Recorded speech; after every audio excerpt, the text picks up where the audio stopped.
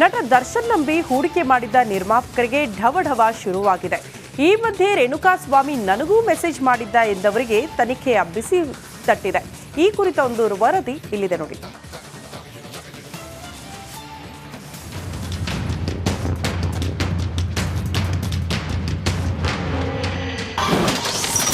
ನಟ Darshan cinema ನಿರ್ಮಾಪಕರಿಗೆ ಡಬಡಬ, cinema ಜಾಹೀರಾತು ಕಂಪನಿಗಳಿಗೆ ತಲೆಬಿಸಿ.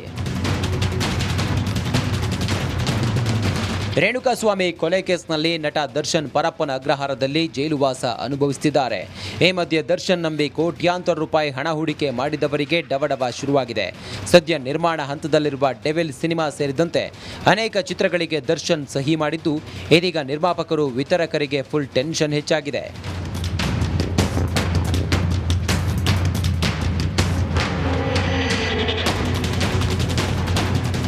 ಡೆವಿಲ್ ಸಿನಿಮಾ ಶೂಟಿಂಗ್ ಹಂತದಲ್ಲಿದೆ.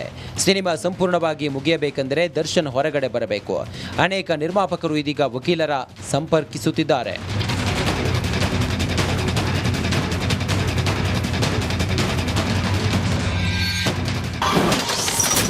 ಅಂಧಕಾರದಲ್ಲಿ ಕಾಟೇರ, ನಟ ದರ್ಶನ್ ಜೈಲಿಗೆ, ನಿರ್ಮಾಪಕರು ವಿತರಕರಿಗೆ ಡಬಡಬ.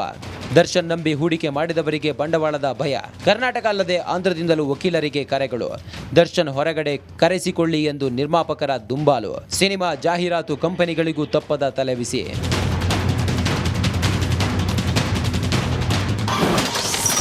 ತನಗೂ ಮೆಸೇಜ್ ಮಾಡಿದ್ದ ಎಂದ ನಟಿಯರಿಗೆ ಸಂಕಷ್ಟ. ರೇಣುಕಾಸ್ವಾಮಿ ಕೊಲೆ ಪ್ರಕರಣ ದರ್ಶನ್ ಗ್ಯಾಂಗ್ ಅಷ್ಟೇ ಅಲ್ಲ, ರೇಣುಕಾಸ್ವಾಮಿಗೆ ಮೆಸೇಜ್ ಮಾಡಿದ್ದ ಎಂದವರಿಗೂ ತನಿಖೆ ಬಿಸಿ ತಟ್ಟುತ್ತಿದೆ.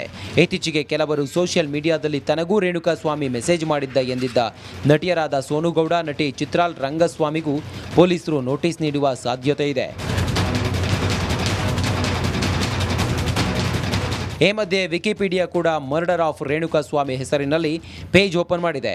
ನಟ ದರ್ಶನ್ ಗೆಳತಿ ಪವಿತ್ರ ಗೌಡಗೆ ಮೆಸೇಜ್ ಮಾಡ್ತಿದ್ದು, ಇದರಿಂದ ಶಾಕ್ ಹಾಗೂ ಹಲ್ಲೆ ನಡೆಸಿ ಕೊಲೆಯಾಗಿದ್ದಾನೆ ಎಂದು ಉಲ್ಲೇಖಿಸಲಾಗಿದೆ. ಸಾಮಾನ್ಯನ ಕೊಲೆ ಪ್ರಕರಣದಲ್ಲಿ ವಿಕಿಪೀಡಿಯಾದಲ್ಲಿ ಬಂದಿರೋದು ವಿಶೇಷವಾಗಿದೆ. Ajay, crime bureau, republic Kannada.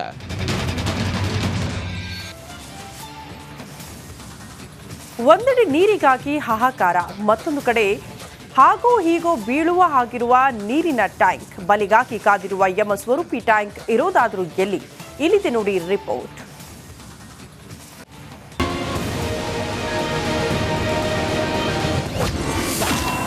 ಬಲಿಗಾಗಿ ಕಾದು ಕುಳಿತ ಯಮ ಸ್ವರೂಪಿ ಟ್ಯಾಂಕ್. ಅಪಾಯ ಇದ್ರೂ ಕಣ್ಮುಚ್ಚಿ ಕುಳಿತ ಅಧಿಕಾರಿಗಳು. ಬಿರುಕು ಬಿಟ್ಟ ಕಂಬಗಳು, ತುಕ್ಕು ಹಿಡಿದು ಅಸ್ಥಿ ಪಂಜರದಂತೆ ಕಾಣುತ್ತಿರುವ ಈ ನೀರಿನ ಟ್ಯಾಂಕ್ ಅಡಿ ದನ ಕರುಗಳು, ಅಕ್ಕಪಕ್ಕದ ಮನೆಗಳು, ರಸ್ತೆಯಲ್ಲಿ ಪುಟಾಣಿ ಮಕ್ಕಳ ಸಂಚಾರ.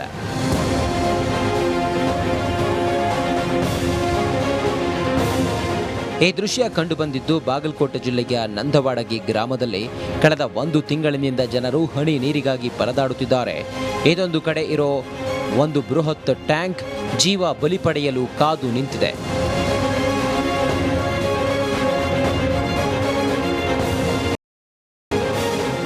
ಊರ ಮಧ್ಯೆ ಇರುವ 1 ಲಕ್ಷ ಲೀಟರ್ ಸಾಮರ್ಥ್ಯದ ಟ್ಯಾಂಕ್ 5 ವರ್ಷದಿಂದ ಶಿಥಿಲಾವಸ್ಥೆಯಲ್ಲಿದೆ. ಟ್ಯಾಂಕ್ ನೋಡಿದರೆ ಯಾವುದೇ ಕ್ಷಣದಲ್ಲಿ ಬೀಳುವ ಸಾಧ್ಯತೆ ಇದೆ. ಒಂದು ವೇಳೆ ಟ್ಯಾಂಕ್ ಕುಸಿದು ಬಿದ್ದರೆ ದೊಡ್ಡ ದುರಂತ ಸಂಭವಿಸೋದ್ರಲ್ಲಿ 2 ಮಾತಿಲ್ಲ. ಇದರಿಂದ ಜನ ನಿತ್ಯ ಭಯದಲ್ಲಿ ಬದುಕಬೇಕಾಗಿದೆ. ಈ ಟ್ಯಾಂಕ್ ರೀ 1995 ಆಗೈತ್ರಿ. ಹಾಗೆ ಒಂದು 10-15 ವರ್ಷ ಅಷ್ಟೇ ಚಲೋ ಐತ್ರಿ. ಅಲ್ಲಿಂದ ಬರ್ಬಾರ್ದ ಪ್ಯಾಳ್ ಉಚ್ಚಾಕೈತಿ ಬಿಟ್ಟಿದ್ರಿ ಸರ್. ಅದು ಹೀಗಾಗಿ ನಮಗೆ ಭಾಳ ಅಭಾವ ಆಗಿಬಿಟ್ಟೈತ್ರಿ. ಅದು ಈಗಂತೂ ಮತ್ತೆ ಎಲ್ಲ ತಿಳಿಸಲ್ಲ. ಅವ್ರ ವರ್ಮಾನಕ್ಕೆ ನಮಗೆ ಬಂದಿಲ್ಲ ಸರ್. ಈಗ ನಿಮ್ಗೆ ಹೆಂಗೆ ಭಯ ಅನಿಸ್ತೈತಿ? ನಮಗೆ ಭಾಳ ಬುಗಲೈತ್ರಿ. ನೀರು ತುಂಬಿತಿ ಅಂದ್ರೆ ನಿದ್ದಿಲ್ರಿ ನಮಗೆ.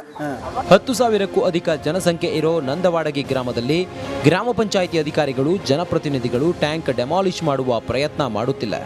ರಾತ್ರಿ ಇಡೀ ಎಲ್ಲ ಎದ್ದು ಕುಂತು ಜೀವನ ಮಾಡುವ ಪರಿಸ್ಥಿತಿ ಒಂದು ಒದಗಿದೆ ಸರ್. ಇಲ್ಲಿ ನಾವು ಅದು ಟ್ಯಾಂಕ್ ತುಂಬ್ತಂದು ಸರ್, ಎಲ್ಲರೂ ಮನೆಯಲ್ಲಿ ಒಬ್ಬೊಬ್ರು ಎದ್ದು ಕುಂದು ಕಾಸಿ ಯಾವಾಗ ಬೀಳುತ್ತೋ ಯಾವಾಗಿಲ್ಲೋ. ಇಲ್ಲಿ ಜಾನುವಾರು ಕೊಡ್ತಾರೆ ಸರ್. ಇಲ್ಲಿ ಮೇನ್ ಸ್ಕೂಲ್ ಹುಡುಗರು ಅಡ್ಡಾಡ್ತಾವೆ ಸರ್.